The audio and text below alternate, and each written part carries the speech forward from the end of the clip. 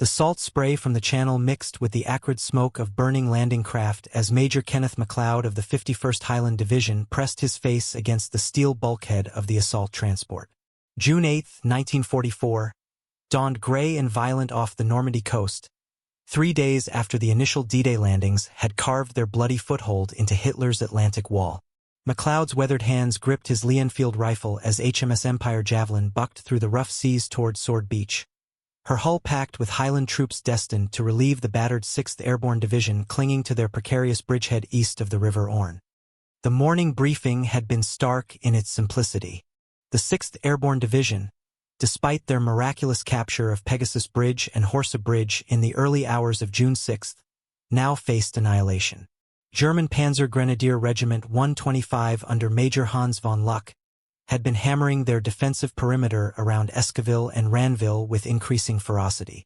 The 21st Panzer Division's counterattacks, though initially delayed by confused German command structure, had finally gained momentum and were threatening to collapse the entire eastern flank of the Normandy lodgment. MacLeod's company of the 5th Battalion Seaforth Highlanders had spent the previous 2 years training for this moment.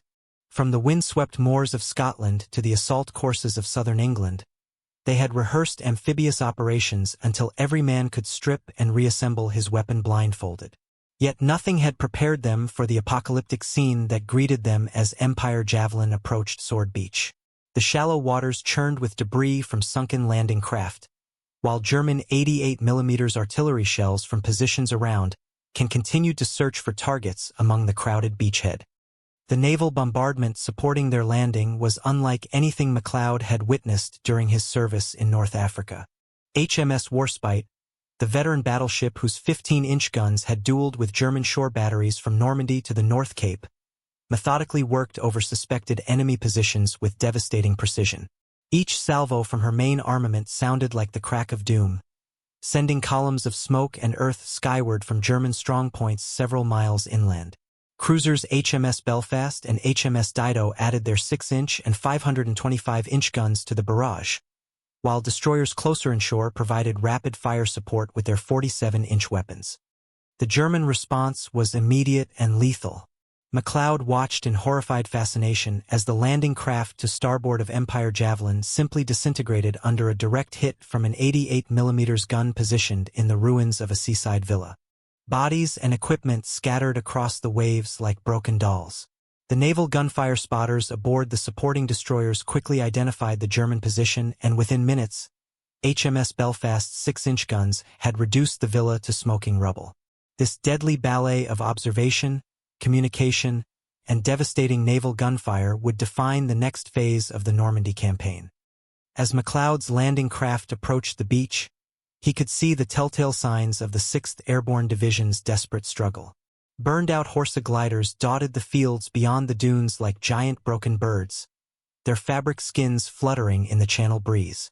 Smoke columns rose from Ranville and Benouville, where British paratroopers had been fighting house to house against German counterattacks for 3 days. The distinctive crack of German MG-42 machine guns echoed across the water, answered by the slower, more deliberate fire of British Bren guns and the occasional sharp report of anti-tank weapons. The beach itself presented a scene of organized chaos. Engineers from the Royal Navy's beach group worked frantically to clear obstacles and expand the narrow corridors through the German defenses. Sherman tanks from the Staffordshire Yeomanry churned through the soft sand, their tracks searching for traction as they moved inland to support the beleaguered airborne forces. Medical personnel tended to a steady stream of casualties being evacuated from the forward positions, their Red Cross armbands standing out starkly against the gray uniforms of the wounded paratroopers. MacLeod's company splashed ashore through knee-deep water as German mortars began to bracket their landing zone. The distinctive whistle of incoming 81mm mortar rounds sent men diving for whatever cover they could find among the beach obstacles and abandoned equipment.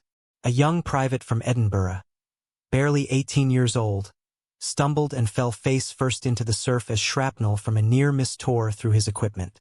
MacLeod dragged him to his feet, noting with professional detachment the way the boy's hands shook as he tried to reload his rifle with waterlogged ammunition. The march inland toward the 6th Airborne Division's positions revealed the extent of the German defensive preparations. Rommel's Atlantic Wall extended far beyond the coastal fortifications, with interconnected strongpoints, anti-tank ditches, and carefully prepared killing zones that channeled attacking forces into predetermined fire lanes.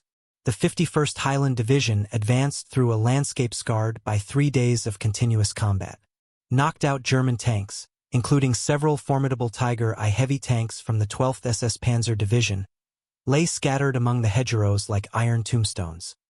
The first contact with elements of the 6th Airborne Division came near the village of Hermanville-sur-Mer, where exhausted paratroopers from the 8th Parachute Battalion were holding a roadblock against expected German armor.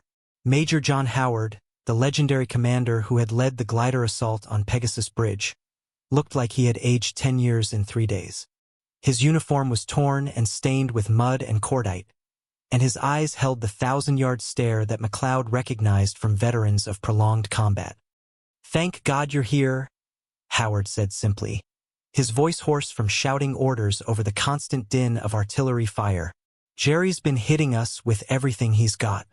We've lost half the battalion holding that damned bridge, and now the 21st Panzer Division is trying to punch through at Escoville.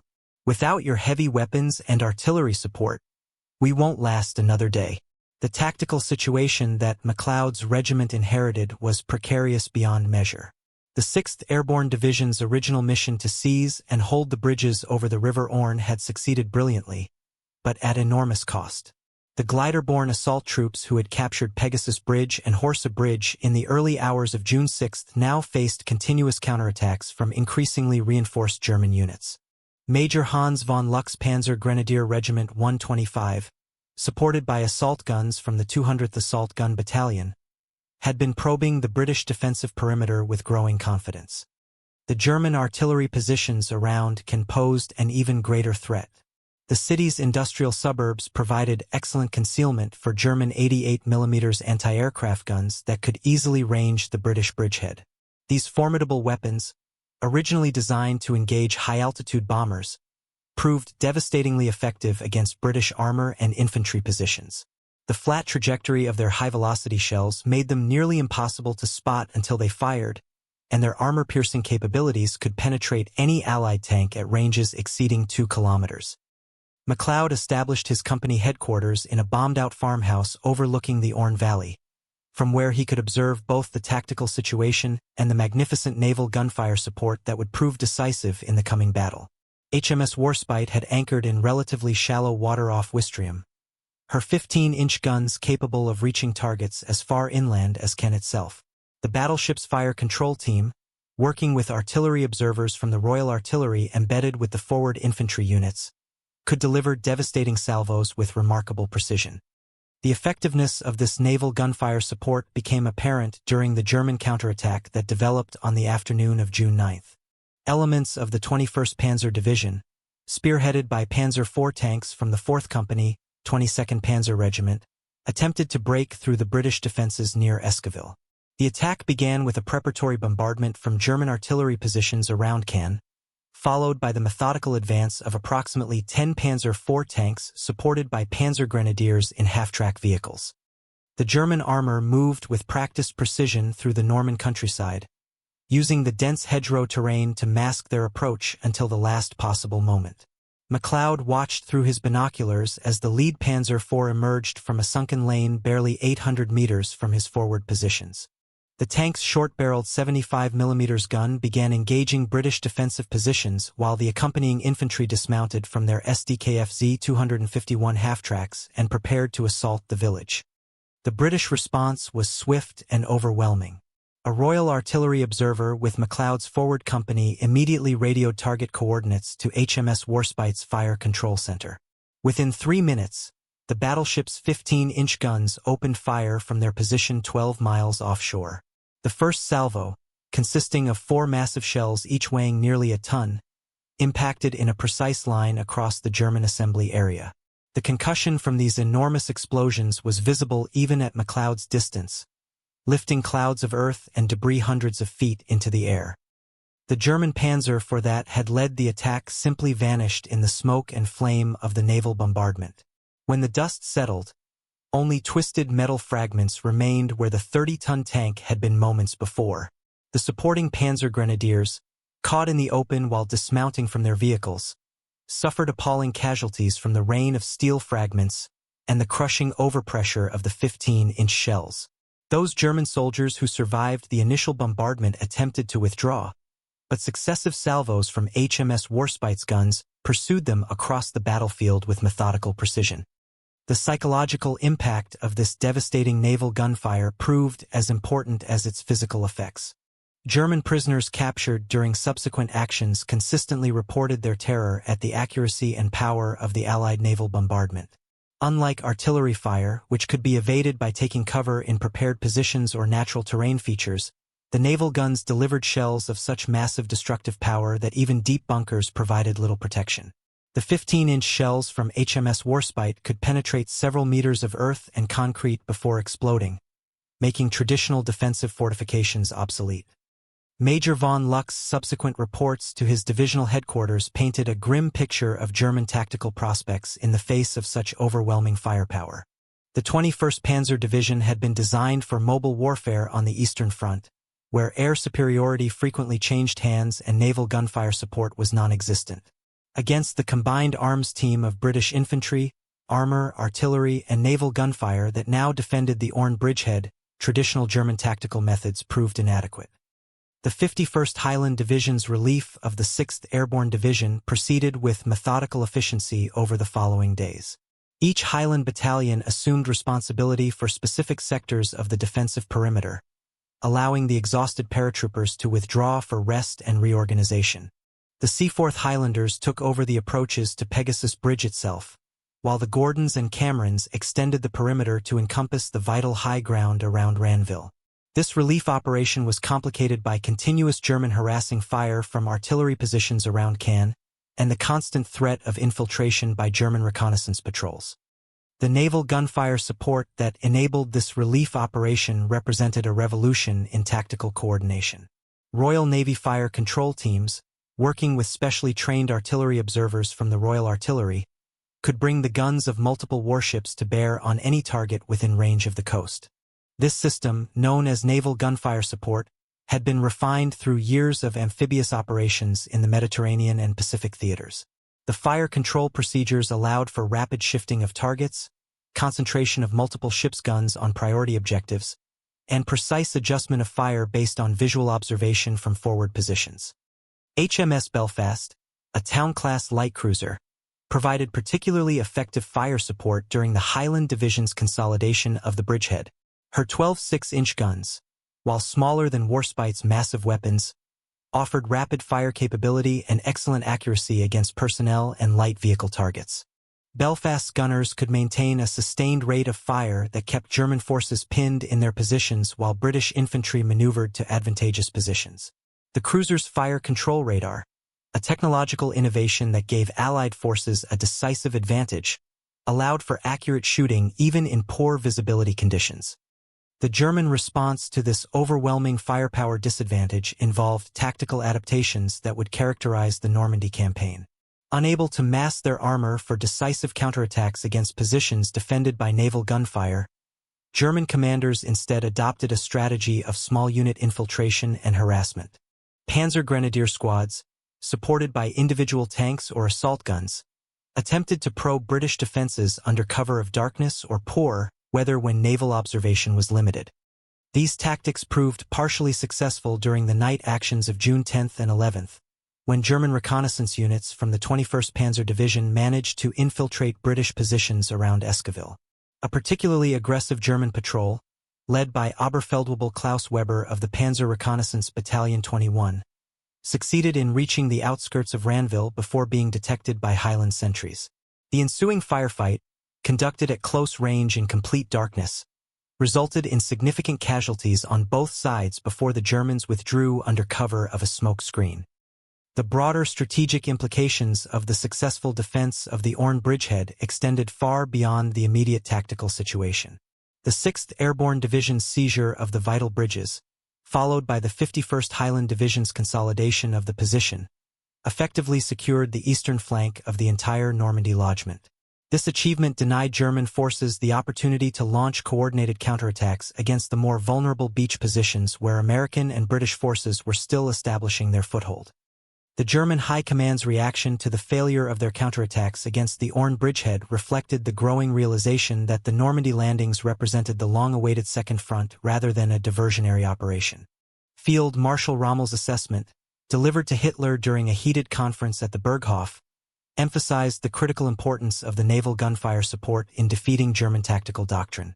Traditional methods of armored warfare, developed during the successful campaigns in Poland, France, and the early phases of the Russian campaign, proved ineffective against an enemy who could bring the firepower of an entire fleet to bear on any target within 20 miles of the coast. The Royal Navy's commitment of capital ships to the Normandy operation represented an unprecedented concentration of naval firepower in support of land operations. In addition to HMS Warspite and HMS Belfast, the bombardment force included the monitor HMS Roberts with her 15-inch guns, the heavy cruisers HMS Norfolk and HMS London, and numerous destroyers equipped with 47-inch weapons. This fleet could deliver more concentrated firepower than entire Army Corps of Artillery, with the additional advantage of immunity from German counter-battery fire. MacLeod's personal observations of this naval gunfire support provided insights that would influence post-war tactical doctrine. The accuracy achieved by naval guns firing at extreme range exceeded that of land-based artillery, primarily due to the superior fire control systems installed aboard major warships. The battleship HMS Warspite, for example, utilized a sophisticated mechanical computer that automatically calculated firing solutions based on target range, bearing, wind conditions, and ship movement. This technology, combined with radar-assisted observation, allowed for first-round hits on targets at ranges exceeding 15 miles. The psychological warfare aspects of naval gunfire support proved equally significant.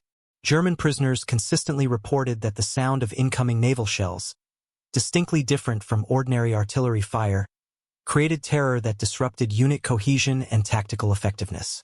The massive 15-inch shells from HMS Warspite produced a characteristic whistling sound during their 30-second flight time, providing German forces with advance warning that actually intensified their psychological distress. Knowing that devastating firepower was approaching, but being unable to take effective countermeasures, broke the morale of even veteran German units. The logistical implications of sustained naval gunfire support presented challenges that the Royal Navy had addressed through careful planning and preparation. Each major warship carried a limited supply of heavy ammunition, requiring careful coordination between ship captains and artillery observers to ensure that available firepower was employed against the highest priority targets. HMS Warspite, for example, carried approximately 100 rounds for each of her 8 15-inch guns, representing enough ammunition for several days of intensive operations but requiring careful husbanding of resources. The ammunition supply situation became critical during the German counteroffensive of June 12, when elements of the 12th SS Panzer Division attempted to break through Highland positions near Breville. This attack, spearheaded by Panzer IV tanks from the 2nd Company, 12th SS Panzer Regiment, represented the most serious threat to the Orne bridgehead since the initial landings. The German assault began with a preparatory bombardment from Nebelwerfer rocket launchers, followed by a coordinated advance of approximately 15 tanks supported by Hitler Youth Infantry. MacLeod's forward observation post provided an excellent view of the developing German attack and the devastating effectiveness of the naval response. HMS Belfast engaged the advancing German armor with rapid, accurate fire from her 6-inch guns, while HMS Warspite's 15-inch weapons targeted the German assembly areas and artillery positions. The concentration of firepower from multiple ships created a killing zone that no German unit could traverse successfully. Within 30 minutes, the 12th SS Panzer Division's attack had been completely shattered, with the majority of their tanks destroyed or abandoned. The tactical coordination required for such effective naval gunfire support involved complex communications procedures that had been refined through years of operational experience. Royal Artillery observers, specially trained in naval fire control procedures, were embedded with each Highland battalion to provide rapid target acquisition and fire adjustment. These observers, known as Naval Gunfire Support Teams, maintained direct radio communication with the supporting warships and could call for fire on any target within the ship's range envelope. The effectiveness of this system was demonstrated repeatedly during the consolidation of the Orne bridgehead. German attempts to establish forward artillery observation posts were quickly detected and eliminated by naval gunfire, preventing effective counter-battery fire against British positions. The speed with which naval guns could respond to calls for fire, typically within 2 to 3 minutes of target identification, made it impossible for German forces to establish fixed defensive positions within range of the ships. The German tactical adaptations to counter-naval gunfire support included increased emphasis on night operations, when visual observation from ships was limited, and the use of smokescreens to obscure target identification. These measures achieved limited success, but could not overcome the fundamental firepower disadvantage faced by German forces operating within range of Allied naval guns. The 21st Panzer Division's after-action reports consistently emphasized the devastating impact of naval bombardment on unit morale and tactical effectiveness. The broader implications of the successful defense of the Orne bridgehead resonated throughout the German command structure. Hitler's reaction to reports of the naval gunfire effectiveness led to urgent directives for the development of long-range coastal artillery capable of engaging Allied warships. However, the technical challenges of producing guns with sufficient range and accuracy to threaten ships operating 12 to 15 miles offshore proved insurmountable given Germany's deteriorating industrial situation. The strategic success of the Highland Division's relief operation established the pattern for subsequent operations in Normandy. The combination of aggressive infantry tactics, supported by overwhelming artillery and naval gunfire, proved capable of defeating any German counterattack. This tactical doctrine, refined during the Highland Division service in North Africa and Sicily, provided the foundation for the eventual breakout from the Normandy bridgehead and the liberation of Western Europe. MacLeod's final assessment of the Orne bridgehead operation, submitted to Highland Division headquarters on June 15, emphasized the revolutionary impact of naval gunfire support on land warfare.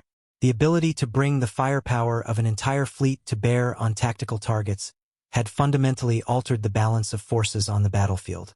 No German armored formation, regardless of quality or tactical skill, could successfully attack positions defended by naval gunfire support.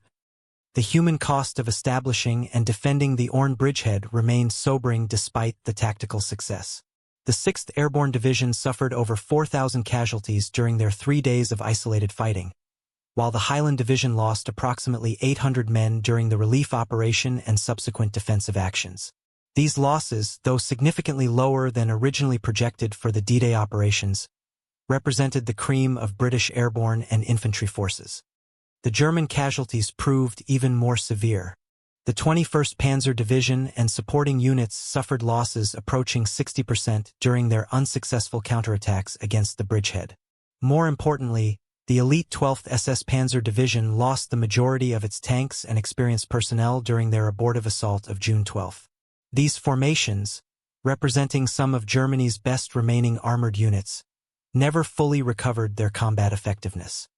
The lessons learned during the defense of the Orne bridgehead influenced Allied tactical doctrine for the remainder of the Normandy campaign and subsequent operations in Western Europe. The integration of naval gunfire support with land operations became standard procedure for all amphibious assaults, while the importance of establishing and maintaining contact between ships and forward observers was emphasized in training programs for both naval and army personnel. The technological innovations demonstrated during the naval bombardment operations, particularly the use of radar-controlled fire control systems and advanced ballistic computers, pointed toward the future of artillery warfare. The accuracy achieved by HMS Warspite's guns at extreme range exceeded the capabilities of most land-based artillery systems, demonstrating the potential of technological solutions to tactical problems. MacLeod's personal reflection on the operation, recorded in his diary on the evening of June 15, captured the transformative nature of the experience. Today I witnessed the end of an era in warfare. No longer can armies maneuver and fight without considering the reach of naval guns. The German commanders, trained in the tradition of mobile warfare, found their doctrine obsolete in the face of firepower that could reach 20 miles inland. The 6th Airborne Division held this bridgehead not through superior courage or tactical skill, though both were abundant, but because the Royal Navy's guns made German counterattacks impossible. The strategic implications of the successful defense extended beyond the immediate tactical situation. The secure eastern flank provided by the Orne bridgehead enabled the concentration of Allied forces for the eventual breakout operations that would lead to the liberation of France. The German forces tied down in static defensive positions around Caen could not be redeployed to counter American advances in the western sectors of the Normandy front. The naval gunfire support system developed for the Normandy operations became the template for subsequent amphibious assaults in the Pacific theater, where the lessons learned in European waters proved invaluable against Japanese defensive positions.